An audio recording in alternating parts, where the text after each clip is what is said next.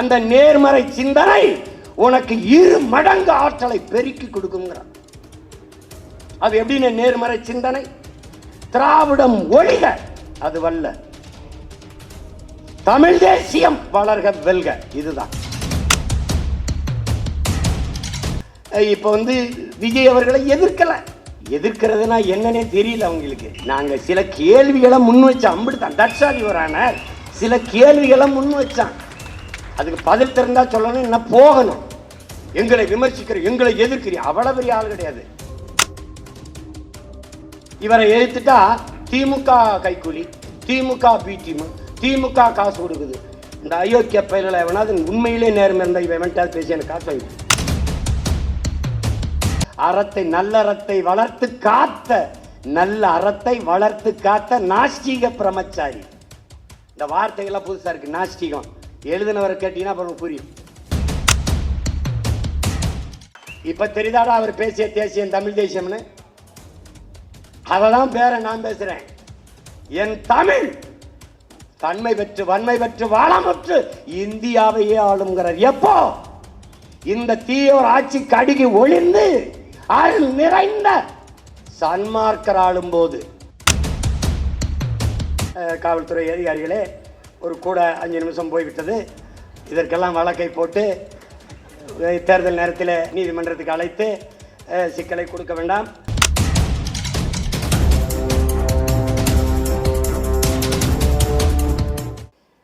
கருணையில்லா ஆட்சி கடுகி ஒழிக. நீ நல்லா கவனிச்சுக்கணும். இந்த நாட்டில், இந்த இனத்தில், உலகத்தில் மிகப்பெரிய தத்துவம் என்ன சொல்றான்னா, என் அன்பு உடன் பிறந்தார்கள் தம்பி தங்கையில் கவனிச்சுக்கணும்.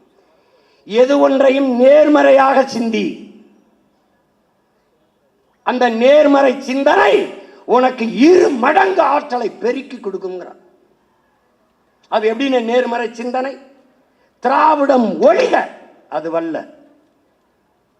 தமிழ் தேசியம் வளர்க வெல்க. இதுதான். எதிரி தோற்க வேண்டும் அல்ல, அதுவல்ல உன் கோட்பாடு, அதுவல்ல உன் நோக்கம், அதுவல்ல உன் இலக்கு. நீ வெல்ல வேண்டும், அதுதான் உன் இலக்கு.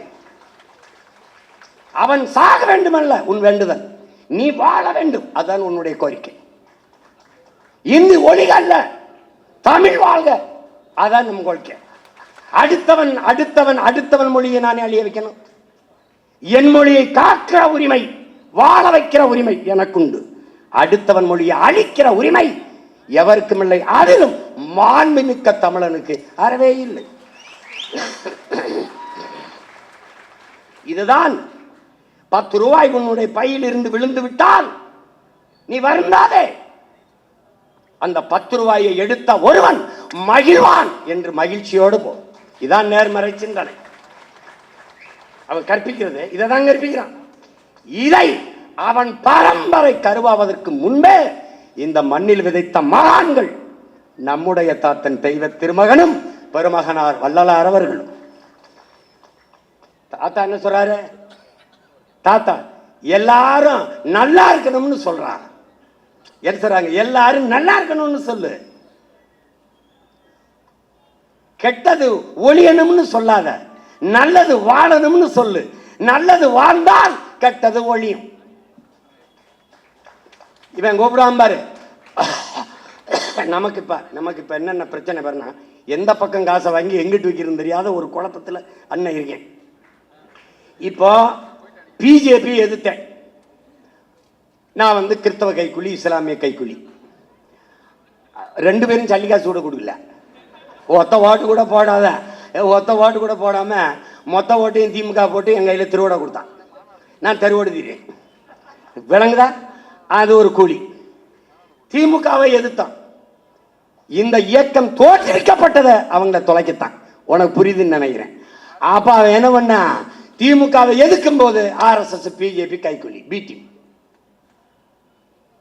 கூலி வாங்கி வாங்கி இந்த கைக்கு வந்துருக்கிறான். இவன் கூலி, இவனும் கொடுக்கல. இப்போ விஜய் அவர்களை எதிர்க்கிறதுனா என்னன்னே தெரியல அவங்களுக்கு. நாங்க சில கேள்விகளை முன் வச்சோம், அம்பிடுதான் தட்சாலிவரான சில கேள்விகளை முன் வச்சான். அதுக்கு பதில் தெரிந்தா சொல்லணும், என்ன போகணும்.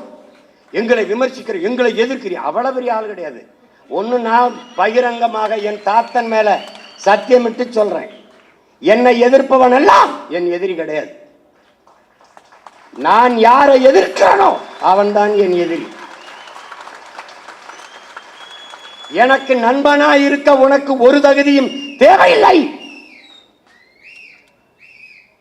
ஆனால் எதிரியாக இருக்க உனக்கு நிறைய தகுதிகளை வளர்த்துக்கிட்டு வரணும்.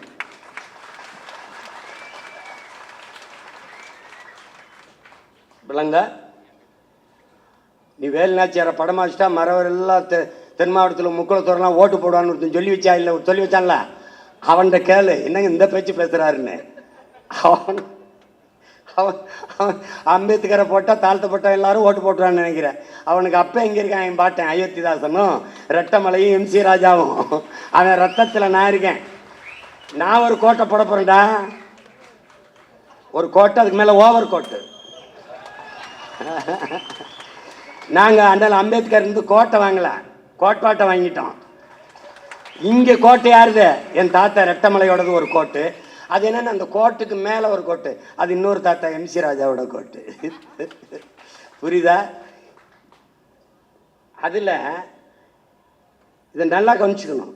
இவன் எப்படி கற்பிப்பான்னா, இப்ப அவர்கிட்ட கேள்வி கேட்டின்னு வச்சுக்க, என்னையா அப்படி தப்பா சொல்றீங்களா, இது எப்படி இப்படி சொல்லிட்டீல, இப்படி பேசிட்டீல, ஒரு கேள்வியை உங்களுக்கு நீங்க தெளிவுபடுத்திக்கிறீங்க.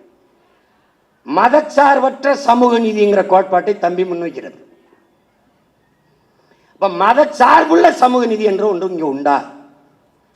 வகுப்புவாரி பிரதிநிதித்துவம் சமூக நீதி என்பது எந்த சாதியின் அடிப்படையில் எனக்கு கல்வி, வேலை வாய்ப்பு, அரசியல் அதிகாரத்தை மறுத்தாயோ அதன் அடிப்படையில் எனக்கு தா என்று போராடி பெற்ற உரிமை வகுப்புவாரி பிரதிநிதித்துவம் சமூக நீதி. விளங்கிருச்சுல?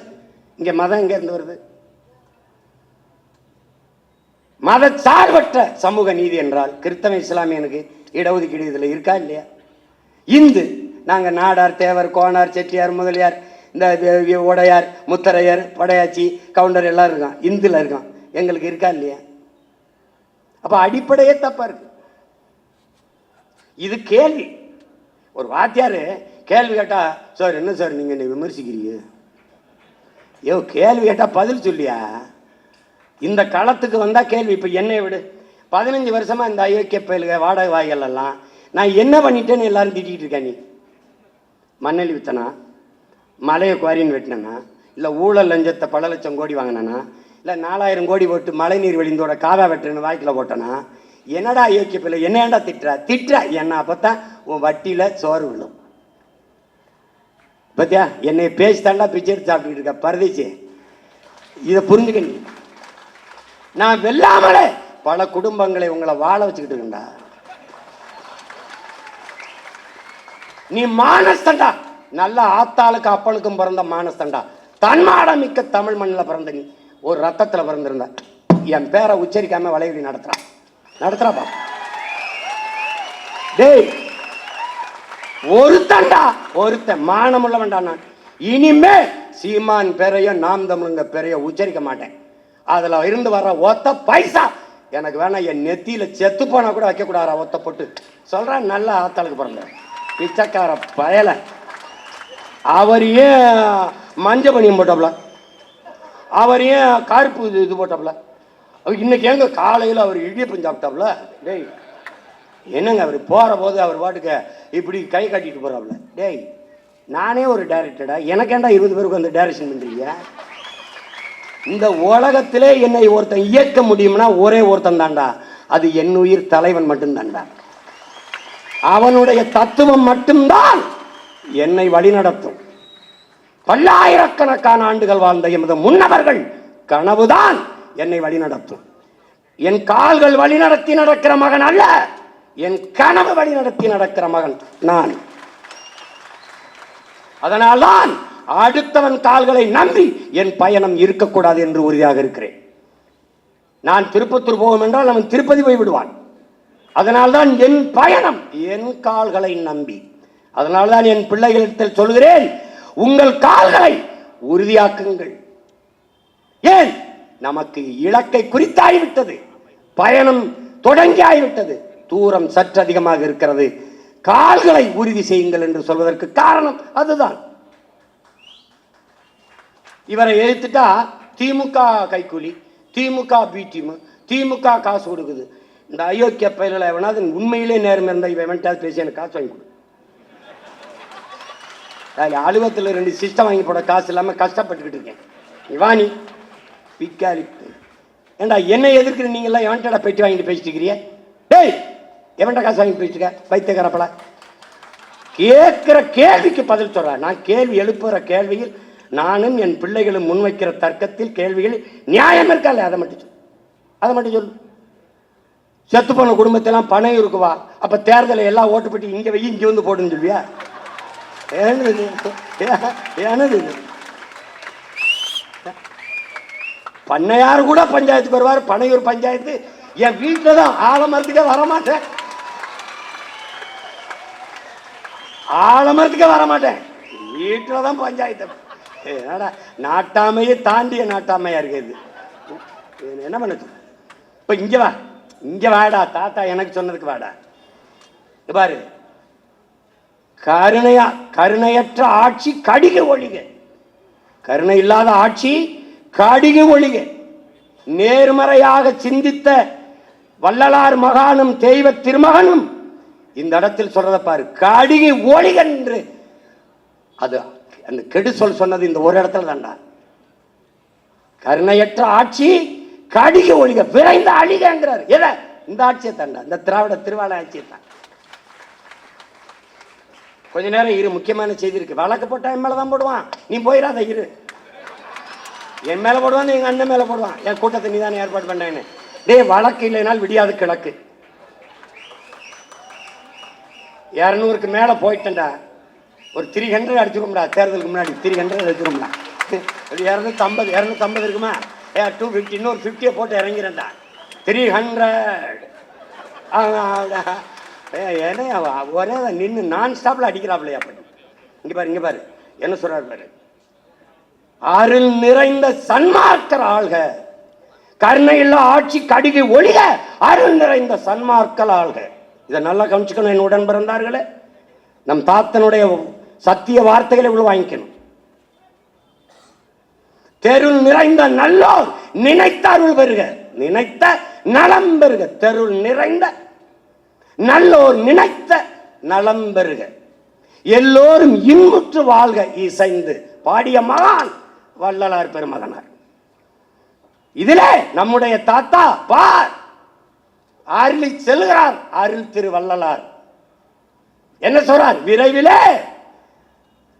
விரைவிலே திருவருள் பெற்ற செங்கோல் ஆட்சி தமிழர் நிலத்தில் வரும். வள்ளலார் மகான் அருளிய அந்த திருவருளின் ஆட்சி பெற்ற செங்கோல் ஆட்சி தமிழர் நாட்டில் வரும். எப்படி? விரைவில் வரும். அன்று என் தமிழ், எங்கள் தமிழ் தன்மை பெற்று வன்மை பெற்று வளமுற்று இந்தியாவையே ஆளும். எப்படி சொல்றாரு? எப்படி சொல்றாரு பாரு, இந்தியாவை ஆளும். இப்ப தெரியுதாடா அவர் பேசிய தேசியம் தமிழ் தேசியம்னு? அதெல்லாம் பேர நான் பேசுறேன். என் தமிழ் தன்மை பெற்று வன்மை பெற்று வளமுற்று இந்தியாவையே ஆளுங்கிறார். எப்போ? இந்த தீயோர் ஆட்சி கடுகி ஒளிந்து அருள் நிறைந்த சன்மார்க்கர் ஆளும் போது, வள்ளலார் கனவு கண்ட தெய்வ திருமகன் கனவு கண்ட அவர் பிள்ளைகள் செங்கோலை தூக்கும் போது இந்த ஆட்சி மலரும். அது எப்ப மலருங்கிற? விரைவில். விரைவில். அது அவர் மொழியில சமீபத்திருக்கிறதுங்கிறாரு. சமீபத்தில் இருக்கிறது, சமீபத்தில் இருக்கிறதுங்கிறாரு. நான் அதை விரைவில் சொல்றேன். அதையேதான் சொல்றார். அதையேதான் யாமறிந்த மொழிகளிலே தமிழ் மொழி போல் இனிதானது எங்கும் காணோம் என்று பாரதி பாடுனாங்கிறார். நம்முடைய பாட்டன் பாரதி பாடியதை சொல்லி, நாடு சேமமுற வேண்டுமெனில் தமிழ் முழக்கம் தெருவெல்லாம் செழிக்க செய்தல் வேண்டும். பாரதி பாடின பாட்டை சொல்றாரு. பாரதி சராம்பார் அவர் மகாகவி. நாடு சேமமுற வேண்டுமெனில் தெருவெல்லாம் தமிழ் முழக்கம் செழிக்க செய்ய வேண்டும் என்கிறார். அடுத்தது சொல்றாரு, இதை ஏற்போர் மறுப்போர் எவர் இருப்பினும் என் அன்னை தமிழ் ஒரு நாள் விரைவில் அரியணை ஏறுவான் என்று சொல்றான். இவன் ஏற்கிறான், அவன் எதிர்க்கிறான், அவன் மறுக்கிறான், அதை பத்தி கவலையே இல்ல. அவள் அரியணை ஏறுவாள். ஏன்? தெய்வ திருவருள் முன்பு சின்ன அரசுகள் எதிர்ப்பு எடுபடாதுங்கிறப்ப. யாரு தெய்வ அருள் பெற்றவன்? தெய்வ திருமகன் அருள், வள்ளலார் அருள், திருமுருக பெருமான் அருள், வீரமா காளி அருள் பெற்ற ஒரே மகன் பிரபாகரன் மகன் நான் தான் இருக்கேன். ஒன்னும் பண்ண முடியாது. இல்லையா இயக்கமடா அவர் உன்னாக்கில் உமிழ் நீரில் தவழ்ந்த தமிழ் அவன் பேரன் என்னையை இயக்குமடா. இயக்கும் எப்படி சொல்றாரு பாரு. ஒருத்தனும் ஒண்ணும் பண்ண முடியாது. அந்த அதிகாரம் அன்னை தமிழ் அரியணை ஏறிய உடனே திருக்குறள் அதை எப்படி சொல்றாரு? எந்நாட்டவர்க்கும் எக்காலத்தவர்க்கும் எச்சமயத்தவர்க்கும் ஏற்ற ஒரு வாழ்வியல் நெறி உலகத்தில் உண்டென்றால் அது வள்ளுவர் நாயனார், திருவள்ளுவர் நாயனார் தந்தரிலேயே திருக்குறள் தான் என்று பதிவு செய்கிறார். அன்னைக்கு சொல்றார், அப்படி ஒரு அன்னை தமிழ் அரியணை ஏறுகிற போது எங்கள் குரல் அதனுடைய மேன்மை, அதனுடைய மாண்பை அறிந்து உணர்ந்த மக்களை பெற்றிருக்கும். இப்ப திருக்குறளை வேணும் படிக்கிறது இல்லை, திருக்குறளை மனப்பாட பாட்டு அப்படி சொல்லிட்டா அடுத்த வார்த்தை பாரு. இதை உலகாலும் எம் அம்மை மீனாட்சி, உலகம்மை மீனாட்சி அவ அருள் வாங்குறா, இதுக்கு எனக்கு துணையா இருப்பாங்கிறப்பல. அதுக்கப்புறம் ஒரு வார்த்தை போடுறாப்புல, திருக்குழந்தை முருகன் அவன் அகத்தியருக்கு கற்பித்த ஓதிய முழு தமிழும் நிலமெங்கும் முழங்கும், இந்தியா முழுமைக்கும் முழங்கும்ங்கிறவள.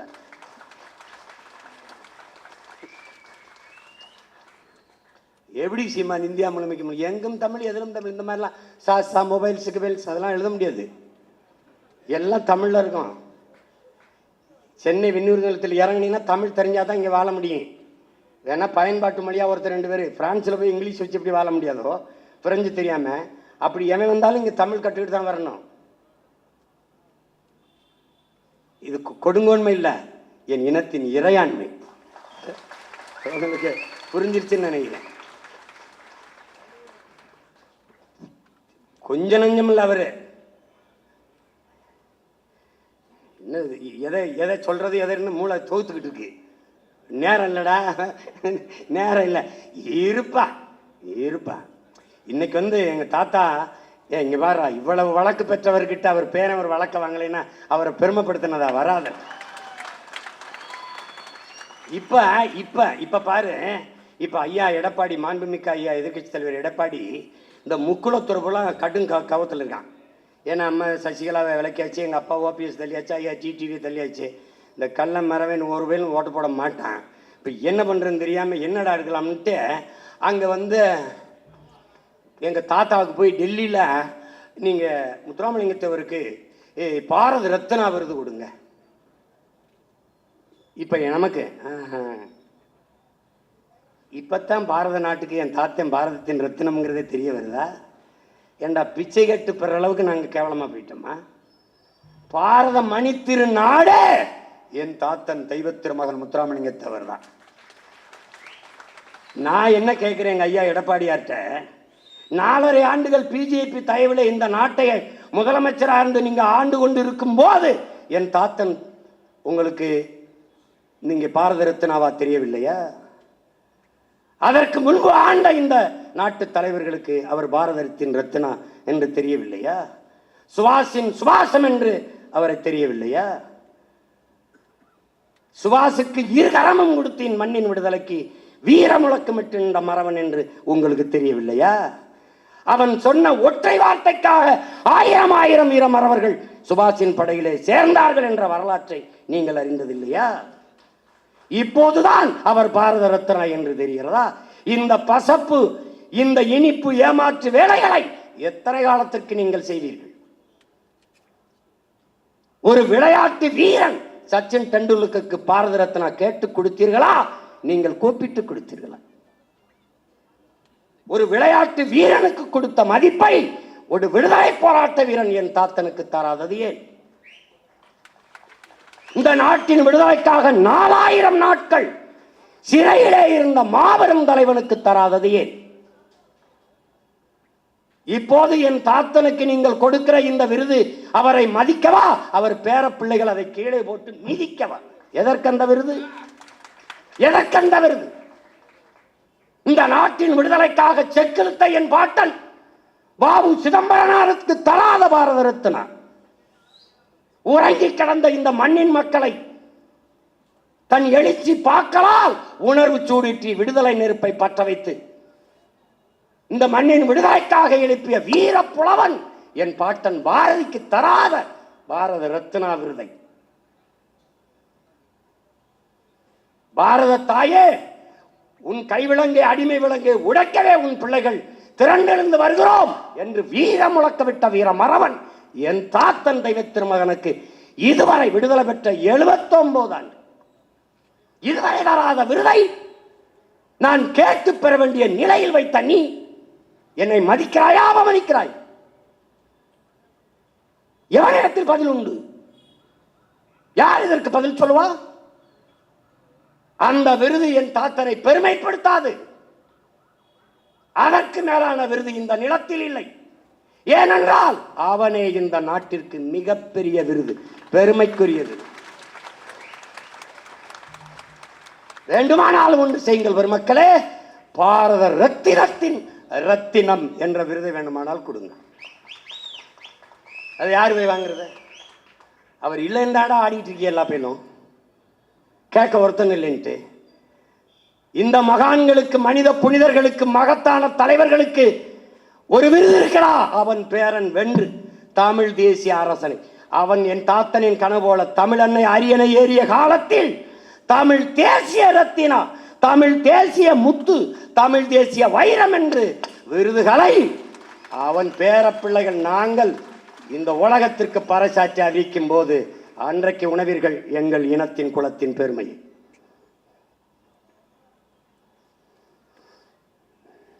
நீதியில் தேர்வர், நீதியில் மறவன், நீதியில் தேவர், நேர்மையில் தேவர். நாட்டில் ஆதினால் தொட்டே போரில் அருஞ்செயல் புரிந்த செம்மல். நல்லா கொஞ்சம் நீதியில் தேர்வர், நல்ல நேர்மையில் தேவர்.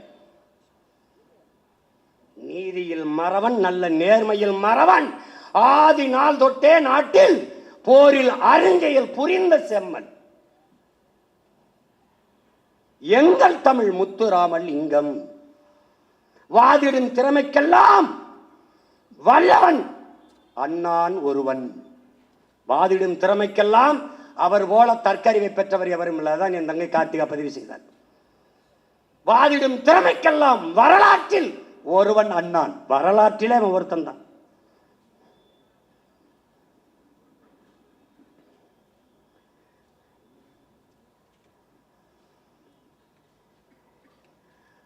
அறநீதிக்கு அறத்தை, நல்லறத்தை வளர்த்து காத்த, நல்ல அறத்தை வளர்த்து காத்த நாஸ்திக பிரம்மச்சாரி. இந்த வார்த்தைகள்லாம் புதுசா இருக்கு. நாஸ்திகம் எழுதினவரை கேட்டீங்கன்னா அப்புறம் புரியும். நல்ல அறத்தை வளர்த்து காத்த நாஸ்திக பிரம்மச்சாரி. இல்லறம் இல்லை, ஆனால் ஏற்காத நல்லறம் இல்லை. கல்லும் பணியும், கல்லையும் பணியை செய்யும் கருணை மிகு அறத்தில் மிக்க, கல்லையும் பணியை செய்யும் கருணை மிகு அறத்திலே மிக்க வல்லவன் பசும்பொன் நாதன். வல்லவன் பசும்பொன் நாதன். வளர்க புகழ் வளர்க மாதோ என்று நம்முடைய ஐயா கவியரசு, நம் தாத்தன் கவியரசு கண்ணதாசன் நம்முடைய தாத்தாவை புகழ்ந்து பாடுகிறார். அந்த வரலாற்றில் ஒருவன் அண்ணானை, அந்த வல்லவன் பசும்பொன் நாதனை பைந்தமிழ் பிள்ளைகள், வழி வழியே வருகிற வீரத்தமிழ் மானத்தமிழ் பிள்ளைகள், அவன் பேர பிள்ளைகள் போற்றி போற்றி புகழ்கிறோம். 30ஆம் தேதி தானே வணக்கம் இங்கேயே கூட்டம் நடத்துற, அங்க நடத்த விட மாட்டான். அங்க 144 தடை போடுவான். அங்க பேசாதையும்பான்.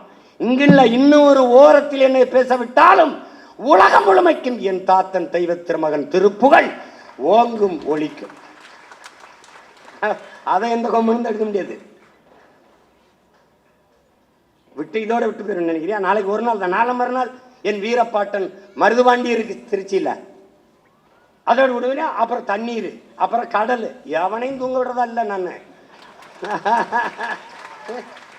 தண்ணீரை பத்தி என்னையா பேசுவார் அப்படின்னு. வா தண்ணி குடிக்காம வா, நான் பேசுறது புரியும். சரிதானே, சரிதானே ஐயா. அதனால கணம் காவல்துறை அதிகாரிகளே, ஒரு கூட 5 நிமிஷம் போய்விட்டது. இதற்கெல்லாம் வழக்கை போட்டு தேர்தல் நேரத்தில் நீதிமன்றத்துக்கு அழைத்து சிக்கலை கொடுக்க வேண்டாம். நாங்கள் ஒரு சத்தியத்தின் மகனின் நினைவை போற்றுகிற இந்த நாளில், அவர் பெரும்புகளை போற்றுகிற இந்த நாளில் ஏற்கிறோம். எந்த கனவை என் தாத்தன் சுமந்து நின்றாரோ அந்த கனவை, அவர் நினைவை சுமந்து அவர் கனவை நோக்கி எங்கள் பயணத்தை தொடர்ந்து நாங்கள் நிறைவேற்றுவோம். அந்த உறுதியோடு அந்த சத்திய தலைவனுக்கு, தெய்வ திருமகன் தேவர் பெருமகன் எங்கள் தாத்தன் முத்துராமலிங்க தேவருக்கு பெருமிதத்தோடும் திமிரோடும் அவர் பேர பிள்ளைகள் எங்கள் புகழ் வணக்கத்தை செலுத்தி மகிழ்கிறோம். தமிழ் தாய் வாழ்க, தலைவர் பிரபாகரன் வாழ்க, நாம் தமிழர்.